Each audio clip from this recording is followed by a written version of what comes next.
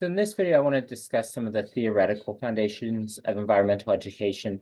I know the anytime you mention something theoretical, especially as an academic, I can get some sort of eye rolling. And I understand that, but I think it's really important when it comes to environmental education to really understand where this practice came from, what we're going toward, why it's different than other areas, and to sort of set sort of intellectual markers for ourselves and kind of outlining this playing field that we're on in terms of environmental education.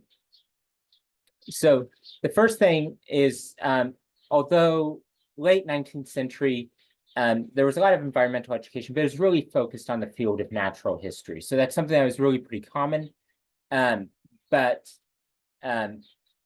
was very much natural history focused. And then really, as far as something resembling what we would consider to be environmental education, sort of as what we recognize it today, that really comes from the 1970s with the United Nations and the Belgrade Charter. So it's really mid to late 70s that environmental education becomes its own sort of formalized thing. And I think that's important to recognize in that it's not that long ago, right? And so it's, in terms of a practice, this is something that's really in its infancy, especially when we compare it to teaching other content areas or concepts, right? Compared to something like teaching math, 50 years is very much not a lot of time. Couple sort of foundational things. Environmental education is inherently interdisciplinary. There are obviously a lot of content areas that can contribute, but no single content area can capture the entirety of an environmental challenge, right? So I'm a former science teacher, and I obviously see how science contributes towards environmental education. I'll be completely honest, there's been times where I have treated those as equivalent, right? I've taught environmental science, I've taught ecology, I've taught geology, and it's very easy to see how those relate.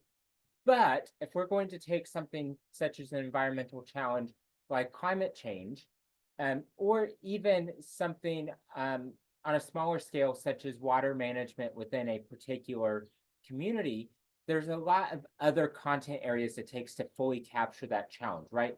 Scientifically, we can look at perhaps water management and come up with scientific answers for what practices might lead to the best sustainability of the resource, what the water resource needs are, right? But really solving that challenge involves a lot of other content areas. So one, there's obviously a lot of math integration, but there's a lot of social science, right? Because this is a problem that's also political, right? If someone's livelihood depends on a particular use of water, that's a very complicated thing to add to the challenge. The conclusions, the understanding that's gained must be communicated, right? It goes into language arts or media or all these other areas, right, to really fully address the challenge. And we've seen that in facing challenges such as climate change, right? I remember in my younger years thinking, you know, once scientific evidence was really conclusive and clear, then folks would get it and be on board, and we'd be able to address this. And I don't mean to ruin anyone's optimism, but that's not happened. And a lot of that is because we've treated some of these environmental topics as single content areas, and they're not. Environmental education is inherently multiple content areas, and I think that's something that's really beautiful about it, and something that in a lot of ways is missing in other aspects of K-12 teaching, right? Environmental education is an opportunity to bring in something that crosses content areas in ways that's really powerful and meaningful. And even apart from the environmental goals, that cross content area element is really important within education. And then finally, what we teach about environmental topics determines what knowledge and ways of knowing are valued and which are not.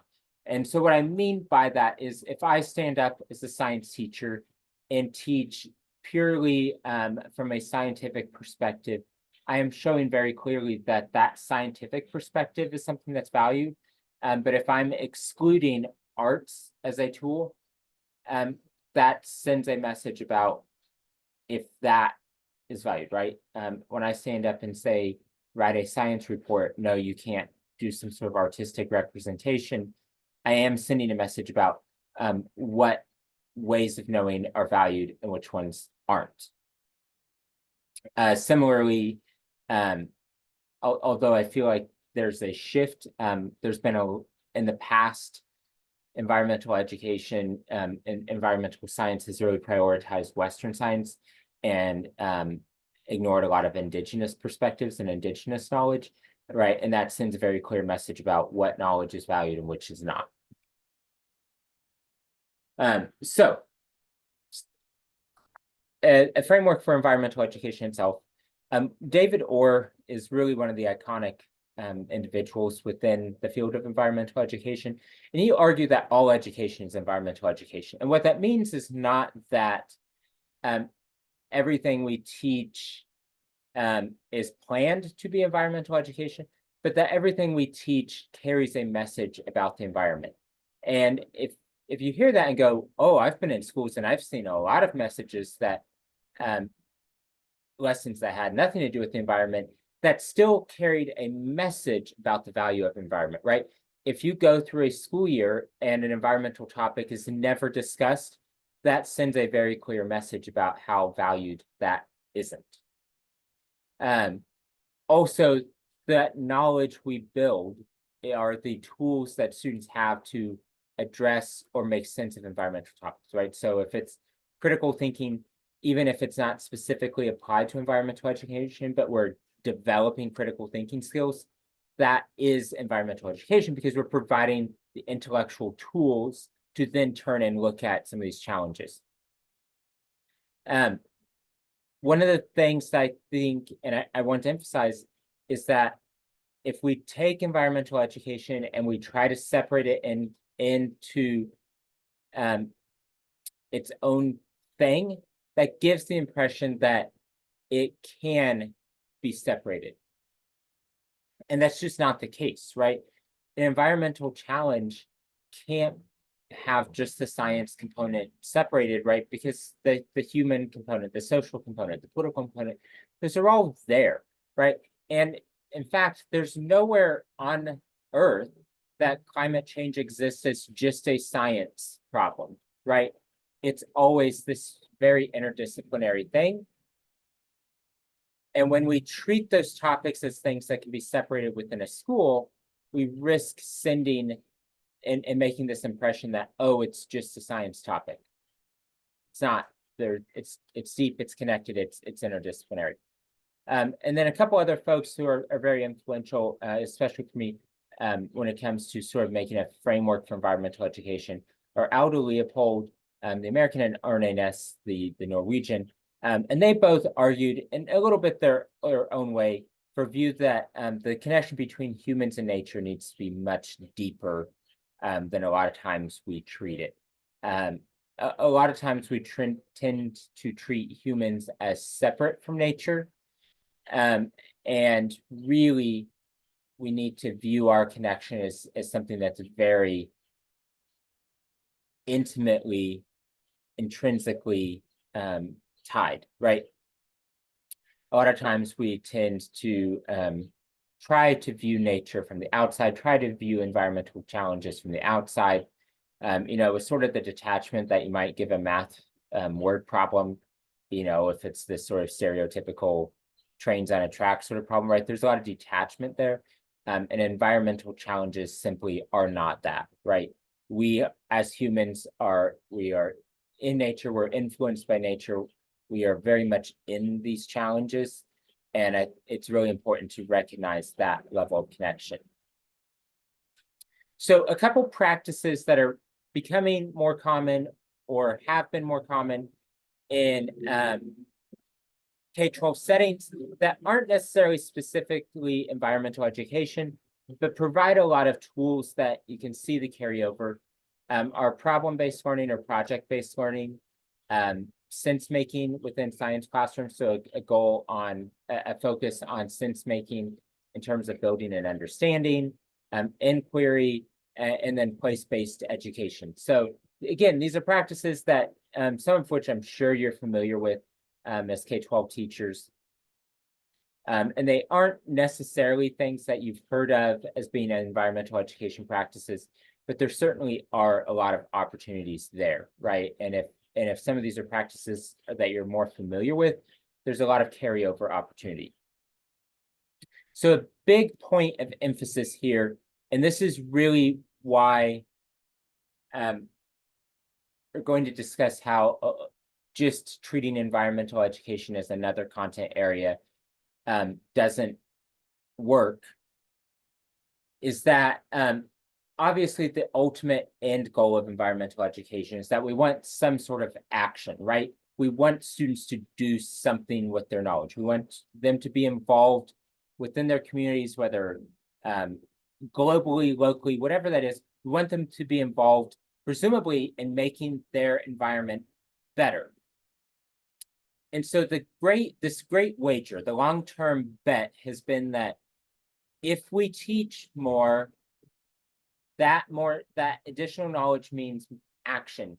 And that is unequivocally not supported by research, right?